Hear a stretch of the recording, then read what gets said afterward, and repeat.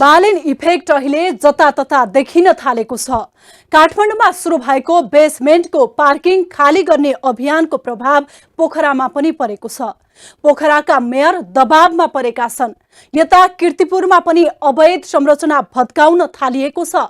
राजनीतिक प्रभाव भएका घर मालिकहरूले भने बालेनलाई रोक्ने उपाय खोज्न थालेका छन्।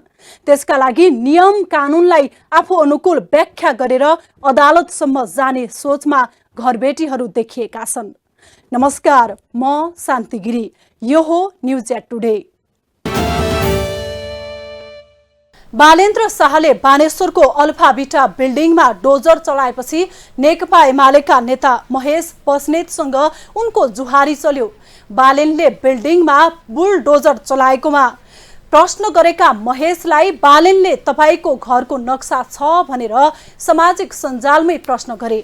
जवाबमा महेशले सामाजिक सञ्जालमा केही फलोअर हुँदैन, चुरीफुरी नदेखाउने भन्दै बालेनलाई जवाब दिए। त्यसको जवाब बालेनबाट आएको छैन, तर सामाजिक सञ्जालमा बालेन समर्थक महेश प्रति खनिएका छन्। कुनै बेला साइबर सेना बनाएको घोषणा गर्ने महेश साइबर आक्रमणमा परेका छन्। यता बालेन भने भूमिगत पार्किङ खाली गर्ने अभियानमा सरकारी बिल्डिङसम्म पुगेका छन्। यता खाली गराउने खोजेका घरका मालिकहरू भने पुरानै अवस्थामा रहने उपाय खोज्न थालेका छन्। काठमाडौँ महानगरपालिकामा अहिले बेसमेन्ट पार्किङ हटाउने काम भइरहेको छ। सूचना मार्फत निर्देशन दिएको महानगरपालिकाले 35 दिनको समय सकिएपछि आफै संरचना भत्काउन सुरु गरेको छ। नक्सा पास गर्दा लिएको भन्दा अन्य प्रावधानका लागि बनेका संरचना महानगरपालिकाले धमाधम भत्काइरहेको छ। सूचनाको व्यवस्था गरेपछि काठमाडौँ महानगरपालिका यति बेला एक्सनमा उत्रिएको छ। काठमाडौँ महानगरपालिकाले नयाँ बानेश्वरको बानेश्वर कम्प्लेक्सबाट अन्डरग्राउन्ड पार्किङमा भएको व्यवसाय हटाउने कामको सुरुवात गरेको थियो। काठमाडौँ महानगरपालिकाका मेयर बालेन शाहले आफै सक्रियता र महानगरपालिकाका विभिन्न स्थानमा भूमिगत पार्किङमा बनेका नक्सा विपरीतका संरचनाहरू भत्काउन थालेपछि त्यसको व्यापक चर्चा भइरहेको छ। तर आफै घर भएका घरधनीहरू भने आफूले पार्किङ गर्न दिने गरी घर नबनाएको भन्दै तर्किरहेका छन्। बिहिबार अल्फा बिटामा महानगरपालिकाको टोली पुग्दा अल्फा बिटाका दोयराज शर्माले आफूसँग नक्सा नभएको बताएका थिए। उनले महानगरपालिकासँग भएको बताएपछि महानगरपालिकासँग चर्का चर्किनै परेको थियो। तपाईको घरको नक्सा मसँग हुनुपर्छ। नगरपालिका के हुन्छ त? तपाईको नक्सा मसँग हुनु। मैले यहाँनिर त नोटिस दिएको छ। अनि के हो यो? हजुरले के 35 दिन भित्र खाली गर्नु नोटिस दिएको छैन?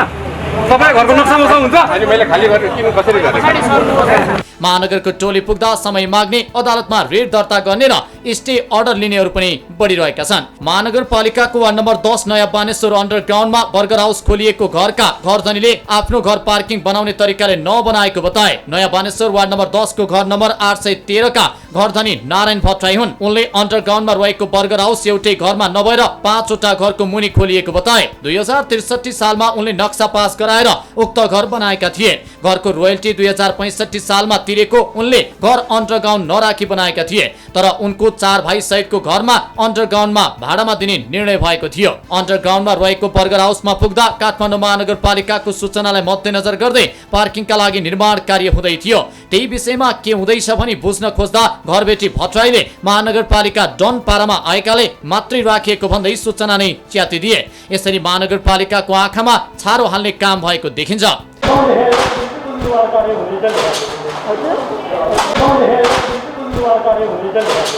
साथै नयाँ बानेश्वरमै रहेको आरटी भवनमा रहेको एभरेस्ट रेस्टुरेन्ट भने बन्द गरिएको छ।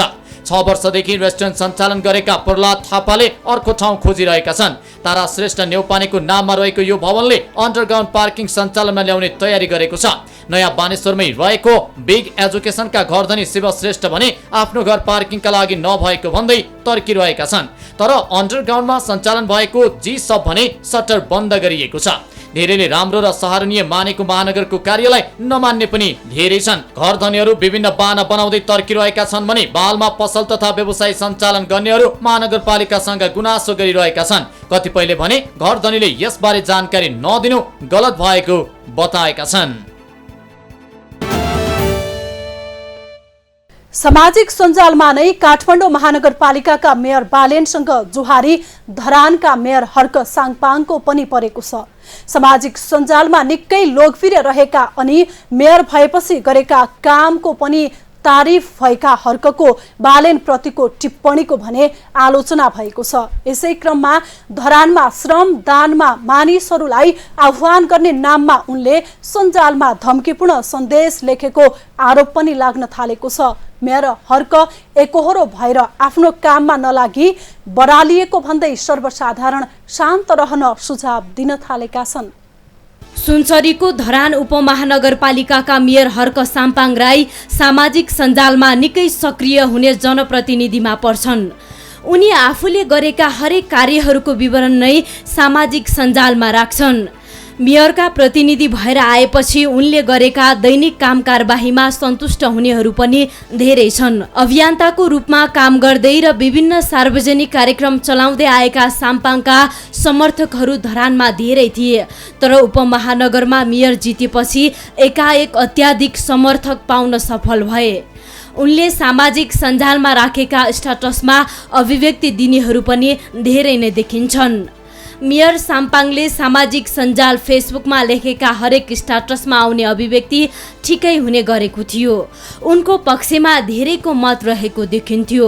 साम्पाङले धरान नगरको विकासका लागि 9, 10, 11 र 12 कक्षामा पढ्ने प्रत्येक विद्यार्थीले कम्तीमा वर्षको 7 दिन सकेको श्रम गर्नुपर्छ, त्यो सरसफाई वृक्षारोपण लगायत जे पनि हुन सक्छ भन्दै एउटा स्ट्याटस लेखे, जुन स्ट्याटसमा उनका समर्थकहरूले पनि उनले दिएको अभिव्यक्ति गलत भएको टिप्पणी गरे। विद्यार्थीले श्रमदान गर्नुपर्ने विषयमै साम्पाङले दोस्रो स्ट्याटस पनि लेखे, जसमा उनले धरान नगर विकासका लागि श्रमदान नगरे कक्षा उत्तीर्ण नहुने नियम लागू गरिनेछ भनेका थिए। यस्तो अभिव्यक्ति दिएपछि मेयर साम्पाङ बढी आलोचित बनेका छन्। साथै उनले यो स्ट्याटसमा आफ्नो बचाउ गर्दै श्रमदानको अर्थ बेसरी काममा जोत्न नखोजेको र विद्यार्थीको सहभागिता प्रतीकात्मक हुने पनि खुलाएका थिए। मैले विद्यार्थीलाई यो देशको माटोसँग जोड्न चाहन्छु, यो देशको माटो छुन प्रेरित गर्न चाहन्छु है। पढेर मात्रै तपाईँको चाहिँ त्यो कुर्सीमा बसेर मात्रै सुकिलो मुकिलो भएर मात्रै देश बन्दैन। उनको यो अभिव्यक्ति धम्कीपूर्ण र अराजक भाषा प्रयोग भएको भन्दै सामाजिक सञ्जालमा चौतर्फी विरोध भएको छ। उनको स्ट्याटसमा श्रमदान नगरेकै कारण बालबालिकालाई उत्तीर्ण नहुने नियम लागू गराउन नहुने टिप्पणीहरू धेरै आएका छन्। मेयर साम्पाङलाई उनका आफ्नै समर्थकहरूले पनि यस्ता किसिमका धम्की दिएर बालबालिकामाथि मानसिक तनाव नदिन समेत सुझाव दिएका छन्। तर मेयर साम्पाङले आलोचना गर्ने व्यक्तिहरू नै कसैबाट परिचालित भएको भन्ने अभिव्यक्ति दिएका छन्। करोडौँ अरबौँ खरबौँ रुपियाँको चाहिँ तपाईँको भारतबाट आयात गरेर खानु परिरहेको छ है। हामी चाहिँ नि पढे लेखेको मान्छेले चाहिँ धुलो छुनु नहुने, हिलो छुनु नहुने, माटो छुनु नहुने है भनेर चाहिँ नि हामीले आफूलाई सोचिरहेका छौँ। मेयर साम्पाङले लगत्तै गरेको स्ट्याटस लेख्दै माटो नछुनेले माटो बेचेर सकाउने भन्दै अहिले शिक्षाले आश्वासन दिएर परनिर्भरता बनाएको पनि बताएका छन्। उनले माटो नछुनेले माटो बेचेर सकाउँछन् लेखेका छन्। आजको शिक्षालाई हामीले सिसाको अफिस मात्र दिने उनको भनाइ छ। साथै उनले हाम्रो शिक्षा प्रणालीका कारण गोलभेडा, आलु, प्याज, लसुन समेत भारतबाट किनेर खाने गरी कंगाल बनाएको पनि बताएका छन्। यही सन्दर्भमा धरान उपमहानगरपालिका शिक्षा, युवा तथा खेलकुद महाशाखाका अधिकृत मनोज भट्टराईले भने बालबालिकाको श्रमदान सम्बन्धी नीति बनाउने तयारी नरहेको बताएका छन्। विद्यार्थीले श्रमदान नगरे उत्तीर्ण नहुने बताएपछि उनको आधिकारिक फेसबुक पेजमा विवादास्पद अभिव्यक्ति आउने गरेको देखिन्छ। त्यसबाट अहिले उनी आलोचित बन्न थालेका छन्। तर मेयर साम्पाङले भने आफ्नो स्ट्याटस हेर्न मन नपराउनेहरू र कार्यहरू देख्न मन नपराउनेहरू सबैले ब्लक हानिदिनु होला, रिसाउँदै हेरिनुको कुनै तुक छैन भन्दै पोस्ट गरेका थिए। यो पोस्टमा उनको मपाइत्व बढेको अभिव्यक्तिहरू आएका थिए, तर आफूलाई विवादले फरक नपर्ने भन्दै उनले थप भनेका छन्। 10 वर्ष एक्लै त हिँडेर आन्दोलन गरेँ, तपाईँको चाहिँ नि यो यस्ता यो झ्यास झुसलाई टेर्छु म टेर्दिनँ। विरोधीले विरोध गर्दै गर्नु, समर्थकहरू मेरा तपाईँको चाहिँ नि बढिरहेकै छन्, बढिरहने नै छन्। एक दिन तपाईँहरू विरोध गर्नेहरूले पनि तपाईँको चाहिँ मलाई समर्थन गर्नुपर्छ। मैले त्यो देखाएको छु। धेरै पहिला विरोध गर्थेँ, अहिले समर्थन गरेर चाहिँ मेरो छेउछेउमा आएर सेल्फी खिच्नेहरू मैले धेरै देखाएको छु। यसो त मेयर हर्क साम्पाङ गत साउनमा काठमाडौँ आएर फर्केदेखि नै विवादित बनेका थिए। काठमाडौँवासीलाई यहाँका जनप्रतिनिधिले फोहोरमा राखेको भन्दै काठमाडौँ आउँदा धरानका मेयर बिरामी नै परेको उनले बताएका थिए। काठमाडौँको विषयमा लगातार स्ट्याटस लेखेका साम्पाङले आफूले स्ट्याटस लेखेकै कारण काठमाडौँको फोहोर उठेको पनि भन्न पछि परेनन्। उनले काठमाडौँको विषयमा बोल्नु जायज नभएको सर्वसाधारणहरूले बताउने गरेका छन्। हर्क साम्पाङ धेरै ओभर स्मार्ट किन हुनु पर्यो? हर्क साम्पाङले त धरानको बारेमा चाहिँ व्यवस्थापन गरेर सोचेर हिँडेर त्यसलाई राम्रो गरे भइगयो नि चाहिँ होइन। उहाँले के सबै जिम्मा ठेक्का लिनुहुन्छ र? काठमाडौँको दायित्वभित्र पर्छ त हर्क साम्पाङ? ऊ मन्त्रालयको मन्त्री त होइन होला। धरानको विषयमा अरूले बोल्दा मन नपराउने हर्क साम्पाङले काठमाडौँको विषयमा भने धेरै चासो राखेका छन्। हर्क साम्पाङले काठमाडौँको विषयलाई लिएर टाउको दुखाउन नपर्ने सर्वसाधारणहरूको भनाइ छ। साथै उनको व्यवहार हेर्दा पहिलेको भन्दा परिवर्तन भएको सञ्जाल प्रयोगकर्ताहरू बताउँछन्। धरान र काठमाडौँ फरक भएकाले एक ठाउँमा राखेर हेर्न नहुने उनीहरूको बुझाइ छ। त्यो राम्रो होइन, बिकज होइन कुनै ठाउँ अब यहाँको अपर्च्युनिटी त्यहाँको अपर्च्युनिटी फरक होला नि त। क्यापिटल सिटी छ होइन, क्यापिटल सिटी छ, यहाँको प्रब्लम त्यहाँको प्रब्लम म्याच गर्दैन कहिले पनि। विभिन्न अभिव्यक्तिका कारण विवादित भएका साम्पाङको दैनिक स्ट्याटस 30 देखि 35 को हाराहारीमा हुन्छ। उनले स्ट्याटस मार्फत आफूलाई थप प्रमाणित गर्न खोजेका हुन्छन्। सत्तारूढ गठबन्धनलाई निर्वाचन प्रतिस्पर्धाको लागि सिट बाँडफाँड सकस बनेको छ। हरेक दलमा बढी आकांक्षी हुँदा दलहरू आफै सकेसम्म बढी सिट माग्ने दबावमा छन्। त्यही दबाव र महत्वाकांक्षाका कारण दलहरू बीच सहमति हुन सकेको छैन। सत्ता गठबन्धनका दलहरू बीच सिटको सहमति हुन नसक्दा आफूलाई फाइदा हुने एमालेको आकलन छ। त्यसैले एमाले गठबन्धन नहोस् भन्ने चाहना राख्दै गठबन्धन टुटाउने खेलमा समेत लागेको छ। मङ्सिरमा हुने प्रतिनिधि सभा र प्रदेश सभा निर्वाचनमा गठबन्धन गरेर जाने निर्णय गरे पनि सिट बाँडफाँडबारे कुरो नमिल्दा गठबन्धनभित्र सकस भएको छ। 165 निर्वाचन क्षेत्रमा 5 दलको दाबी 233 सिटमा हुँदा सिट बाँडफाँडमा गठबन्धनलाई फलामको चिउरा चपाउनु जत्तिकै अप्ठ्यारो भएको हो। सिट बाँडफाँडबारे दलहरू बीच कुरो नमिल्दा यसको केही फाइदा प्रमुख प्रतिपक्षी दल एमालेलाई हुने देखिन्छ। 165 सिटमा काङ्ग्रेसले 100, माओवादीले 60, एकीकृत समाजवादीले 40, जसपाले 31 सिट र राष्ट्रिय जनमोर्चाले 2 सिटमा दाबी गरेको छ। गठबन्धनमा सिट बाँडफाँड चाँडै टुङ्गाउनु पर्ने समयको दबाव छ, तर प्रत्यक्षतर्फकै बाँडफाँडमा किचलो हुने सङ्केत देखिएको छ। यद्यपि गठबन्धनका नेताहरूले भने औपचारिक रूपमा आएको दाबीले सिट बाँडफाँडको आधार बनाएको र यसले सहमति खोज्न सहज हुने दाबी गरेका छन्। संख्यामा दलहरूका आफ्नै दाबी पेश भएपछि शीर्ष नेताले सिट बाँडफाँड सम्बन्धी कृष्ण प्रसाद सिटौला नेतृत्वको 11 सदस्यीय कार्यदललाई निर्वाचन क्षेत्रै पछि गठबन्धनको वितरण तयार गर्न निर्देशन दिएका छन्। गत साउन 20 मा गठबन्धन भएको कार्यदलले 3 साता पनि सिट बाँडफाँडको आधार, मापदण्ड र संख्या टुङ्गाउन सकेको छैन। तत्काल बाँडफाँडको विषय टुङ्गो लगाउनु पर्ने शीर्ष नेतृत्वमाथि दबाव परेको छ। हामीले सबैले विन विनको पोलिसी भन्छौँ नि, विन विनको नीति लिने हो, सबैले जित्ने नीति लिने हो। अथवा कुनै शक्ति चाहिँ यो गठबन्धनमा मिसिएर भइराखेको शक्तिभन्दा कम हुनका लागि त कोही पनि मिसिने कुरा हुँदैन।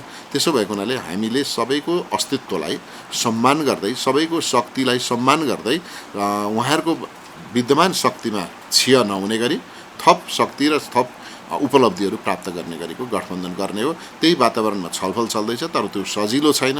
सजिलो नभएकै हुनाले तोकिएको दिन हामी निष्कर्षमा पुगेका छैनौँ। केही समय लागेको छ, लाग्छ, तर शीर्ष नेताहरूको तहमा पुगिसकेको छ। यो छलफल हुन्छ, चाँडै हामी निर्कलमा पुग्छौँ।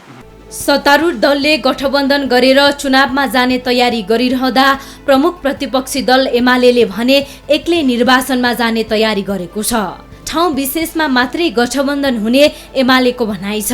टिकटको बारेमा छलफल नभए पनि एमालेले चुनावी परिचालन र घोषणा पत्र मस्यौदा समिति बनाएको छ। स्थानीय तह निर्वाचनमा सबै ठाउँमा गठबन्धन नहुँदा त्यसको फाइदा एमालेले उठाएको थियो। गठबन्धन लामो समयसम्म अल्झिँदा प्रदेश तथा प्रतिनिधि सभा निर्वाचनमा पनि एमालेले फाइदा उठाउने गठबन्धनका नेताहरू बताउँछन्। एमाले पनि गठबन्धनका दलहरू बीच खटपट हुँदा त्यसको फाइदा आफ्नो दल एमालेलाई भएको बुझाइ छ। गठबन्धनमा टिकटको किसलो मिलाउन सकज हुने देखिन्छ। आकांक्षीहरूलाई मिलाएर लैजान नसके स्थानीय चुनाव जस्तै गठबन्धनका बागी उम्मेद्वार प्रदेश र प्रतिनिधि सभा निर्वाचनमा पनि देखिनेछन्। चुनाव आउन 3 महिना बाँकी छ। दशैं लगतै मनोनयन सुरु हुने निर्वाचन आयोगले जनाएको छ। दल दर्ता लगायतका काम निर्वाचन आयोगले सम्पन्न गरेको छ। तर सत्ता गठबन्धनमा चुनावी तयारीलाई लिएर अलमल देखिएको छ। नेकपा माओवादी केन्द्रका अध्यक्ष पुष्पकमल दाहाल प्रचण्ड, एकीकृत समाजवादीका अध्यक्ष माधव नेपाल, नेपाल समाजवादी पार्टीका अध्यक्ष डाक्टर बाबुराम भट्टराई र नेकपा एकता राष्ट्रिय अभियानका संयोजक वामदेव गौतम हुने चुनावी तालमेलका कारण पनि सत्ता गठबन्धनमा अलमल देखिएको छ। गौतम र भट्टराईले माओवादी चुनाव चिन्ह गोलाकार भित्रको हँसिया हथौडा चुनाव लड्नेछन् भने एकीकृत समाजवादीसँग पार्टी एकता नै गर्ने माओवादीको तयारी छ। गठबन्धन वाम दलहरू बीचमा सहकार्य हुने देखिएपछि टिकट बाँडफाँडमा पनि समस्या देखिएको हो। गठबन्धनमा वाम दलहरूबीच हुने सहकार्यले मात्र होइन, लोकतान्त्रिक समाजवादी पार्टीलाई गठबन्धनमा ल्याउने प्रधानमन्त्री देउवाको गृह कार्यले पनि सिट बाँडफाँडमा अलमल भइसकेको छ। लोसपालाई गठबन्धनमा सहभागी गराउने नगराउने बारे पनि गठबन्धनभित्र सहमति भएको छैन। देउवाले भने लोसपालाई सरकारमै सहभागी गराउने प्रयास पनि गरेका थिए। गठबन्धनमा चुनावी भागबण्डा बारे अलमल परिरहँदा माओवादी केन्द्र, एकीकृत समाजवादी र जसपाले भने चुनावी छलफल सुरु गरिसकेका छन्। माओवादी केन्द्रले चुनावमा केन्द्रित भएर केही दिन यता स्थायी कमिटिको बैठकमा छलफल गरिरहेको छ। तर उम्मेद्वार चयन र मापदण्डबारे भने माओवादीले निर्णय गरिसकेको छैन। अर्को सत्तारूढ दल एकीकृत समाजवादीको सचिवालयको बैठकले उम्मेद्वारको मापदण्ड तोक्नेदेखि छनौट प्रक्रियाबारे विभिन्न निर्णय गरेको थियो। भदौ 20 गते भित्र आफ्ना पार्टीका तर्फबाट उम्मेद्वार छानिसक्ने एकीकृत समाजवादीको तयारी छ। जसपाको राजनीति समितिको बैठकमा उम्मेद्वार बन्ने मापदण्ड अध्यक्ष उपेन्द्र यादवले प्रस्ताव गरेका छन्, जसमा पार्टी र समाजमा लोकप्रिय हुनुपर्ने लगायतका मापदण्ड तोकिएको छ। उम्मेद्वार सिफारिसका लागि पनि यादवले राजनीतिक समितिको बैठकमा प्रस्ताव गरेका छन्। नेकपा माओवादी केन्द्रका अध्यक्ष प्रचण्ड हर्क साङपाङको आह्वानमा बिरुवा रोप्न धरान पुगे। निर्वाचन अघि मेयर हर्कको लोकप्रियता भजाउने यो एक साल पनि हो प्रचण्डको। हर्कले अरूलाई पनि गरेका छन् यस्तै आह्वान, सायद अरू पनि पुग्लान् धरान। तर राजनीतिक दलहरूलाई निर्वाचनको मुखैमा सक्रिय देखिएका मेयरहरूको हरकतले निकै अप्ठ्यारो परेको छ। मेयरहरूको जनअनुमोदित कदमलाई समर्थन गर्ने कि आफ्ना पार्टी शुभचिन्तक जो मेयरको आक्रमणमा परेका छन् उनीहरूलाई संरक्षण गर्ने निर्वाचनले साँच्चै अप्ठ्यारो पारेको छ। हस् त आजलाई न्युज या टुडे यति नै। हामी सबैलाई बिदा दिनुहोस्। नमस्कार।